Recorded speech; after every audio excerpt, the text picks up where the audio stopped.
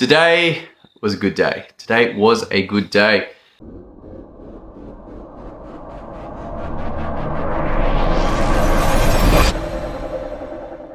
My name is Tom Rolley for Graduate Medicine. I didn't do any general practice today. And yet I still did medicine. Got to see 5 patients for medical acupuncture. And that is clearly well down on a standard general practice day. But I tell you what, I had a great time. Had a great time. In comparison to sitting through another 25 patients, 30 patients, 20 patients, however many patients normally see in a day, acupuncture offers something more interesting to me. You see, there is going to be a large number of doctors who are like, you know what, Chinese medicine, what would you call it? Woo-woo, hogwash, complete load of garbage. But I had seen the effects. My good friend and creator of Bhakti Atsu, TJ Frank, a long time ago was giving me experiences with Chinese medicine that were unexplainable to me.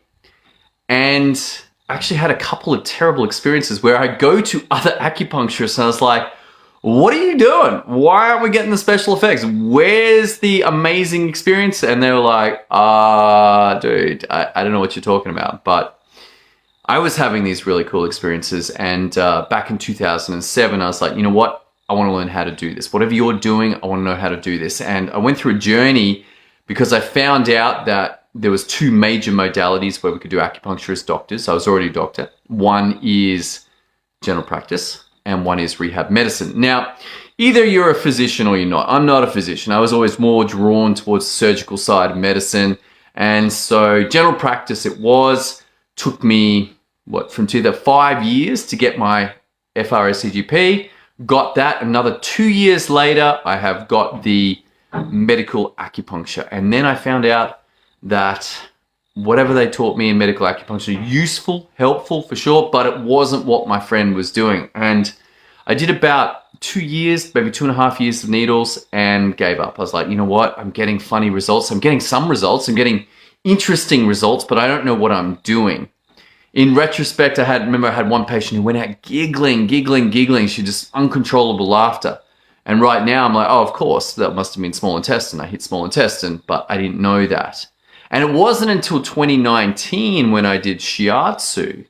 And suddenly shiatsu showed me what the Chinese are actually talking about. You know, up until that point, I'd seen meridians as a random line on the body. I'm like, what are they talking about, these random lines on the body? And then the points are on those random lines. I'm like, But shiatsu was a meridian-based palpation, a meridian-based massage. And suddenly I realized that these meridians are talking about gross anatomy.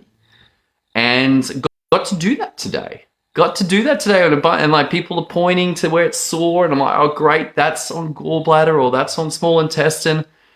The musculoskeletal anatomy is part of the meridians. There's the organ and then there's the channel, which is actually the gross anatomy.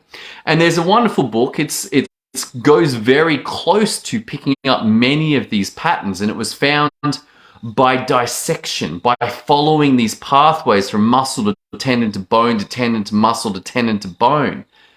And this book is called Anatomy Trains. And you'll see that there's many correlations between these anatomy trains and the meridians of Chinese medicine. Why? Because they're talking about anatomy. They're not talking about lines on the body. But I got to play with these today. I got to experience these today, and it was a fun day. It was a fun day. It was on my feet, giving the treatment with shiatsu, putting in the needles, linking up the electro.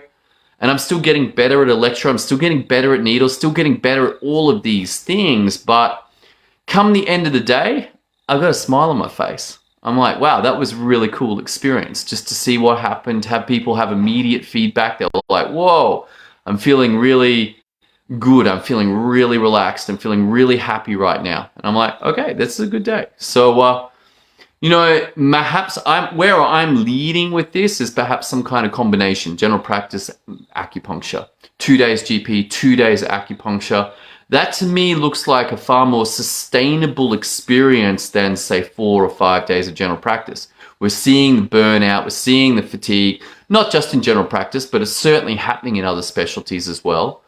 But to me, to have something that's not so mental, not so having to talk to people's minds, but rather get in their body, see immediate results. Needle goes in and they take a deep breath, or the muscle pops. I mean, these are clear effects when the acupuncture works. It's like, oh wow, okay, this is what's going on. So I had a great day. It was a great day.